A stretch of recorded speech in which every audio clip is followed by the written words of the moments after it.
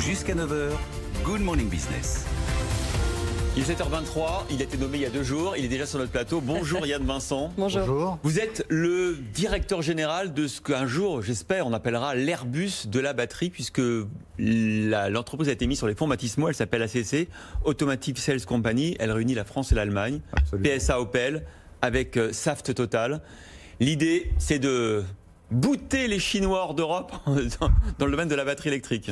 L'idée fondamentalement, c'est de sécuriser notre approvisionnement dans un composant qui va devenir critique sur les véhicules électrifiés. Combien ? 30% de la valeur ajoutée, voilà, c'est la batterie. Exactement. Et donc, ce que nous souhaitons, c'est maîtriser à la fois la supply chain, être en capacité d'avoir ces composants, et puis peser sur la conception du composant, faire en sorte qu'il soit plus dense énergétiquement, qu'il soit moins cher, que sa qualité soit améliorée. C'est ça l'objet finalement de cette entreprise. Et construire 2 usines. Hein. Oui, 2 usines, une en France et une en Allemagne à terme. Tout à fait. Donc effectivement, notre ambition, c'est de commencer à Douvrin avec la première tranche de fabrication, puis à Kaiserslautern, et puis en Allemagne, et puis monter progressivement la capacité pour satisfaire les besoins. Et vous avez été choisi, Yann Vincent, parce que vous étiez le directeur industriel de PSA, que vous quittez, vous allez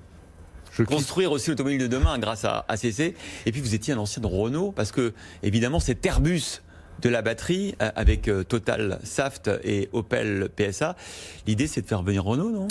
Oui, alors je quitte PSA triste parce qu'il y a la perspective de cette alliance avec FCA.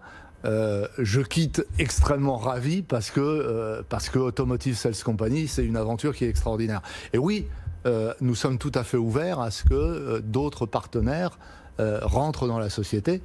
Et Renault en particulier, partenaires qui pourraient amener aussi une expertise additionnelle et donc contribuer à ce que le produit batterie que l'on va concevoir puis fabriquer soit encore meilleur. Et Renault, dont Luca De Meo, le nouveau directeur général, a annoncé dans un mémo à ses troupes, dont on a eu connaissance et dont on parle ce matin, qu'il veut développer la nouvelle voiture électrique de Renault, moyenne gamme, dans une usine française. Il veut fabriquer en France. Avec vous, donc forcément. Écoutez, en tout cas, j'espère qu'ils prendront nos batteries. Voilà. J'espère qu'ils prendront nos batteries. Je pense que ça pourrait l'aider à avoir un véhicule qui soit compétitif. C'est possible de concurrencer les Chinois, les Japonais, les Sud-Coréens. L'Europe représente pour le moment 1% de la production mondiale. Absolument. Écoutez, on a cette conviction. On a cette conviction parce que finalement, on s'appuie sur des compétences extrêmement importantes côté Saft et Total. Saft sait parfaitement ce qu'est une batterie. Saft a engagé depuis longtemps des activités de recherche et développement pour améliorer la technique de ces batteries. Et puis, on s'appuie sur la compétence industrielle de PSA, grande série. Et donc, franchement, on a la conviction que c'est tout à fait possible en Europe d'être compétitif par rapport aux Asiatiques. On a l'intelligence. Alors évidemment, il va falloir montrer qu'effectivement, on est capable de traduire ça. On n'est pas trop en retard parce que sur le domaine de la batterie électrique, c'est vrai que les Chinois ont beaucoup d'avance. Est-ce qu'on ne se dit pas qu'on aurait dû mettre tous nos œufs dans le panier de l'hydrogène, parce que c'est l'autre alternative au carbone, c'est les batteries à hydrogène. On voit les 7 milliards qui ont été mis par le gouvernement. Est-ce qu'on n'est pas en train de courir 2 lièvres à la fois, la batterie électrique et l'hydrogène ? Écoutez, il est évident que des travaux de recherche fondamentaux ont lieu chez les constructeurs sur les véhicules à hydrogène. Je ne vais pas m'étendre là-dessus, mais l'infrastructure est extrêmement coûteuse. C'est une technologie probablement qui verra le jour. C'est pas pour les années futures. D'accord. En tout cas dans l'automobile, sur des produits de grande consommation. Il y a d'autres projets européens. Il n'y a pas un risque d'éparpillement au sein même de l'Europe ? Vous savez, aujourd'hui, le véhicule électrique, il représente une faible part du marché. Et nous savons tous que ça va aller croissant, compte tenu du fait que c'est la seule manière de répondre à la réglementation sur le CO2. Donc la demande va croître énormément. Dans les projections qu'on fait, on se dit on aura besoin de 400 gigawatts 400 gigawatts à l'horizon 2030.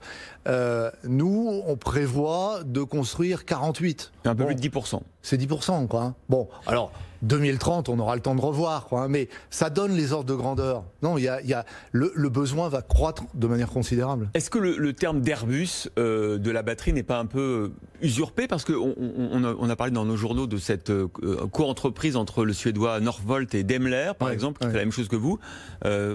Pourquoi pas faire ça ensemble? Je dirais que le premier point, c'est Airbus, c'est pas nous qui l'avons choisi, évidemment.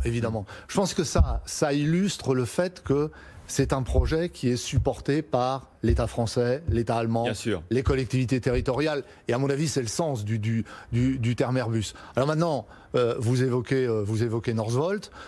Ce que cela traduit, c'est que oui, il va y avoir de la concurrence.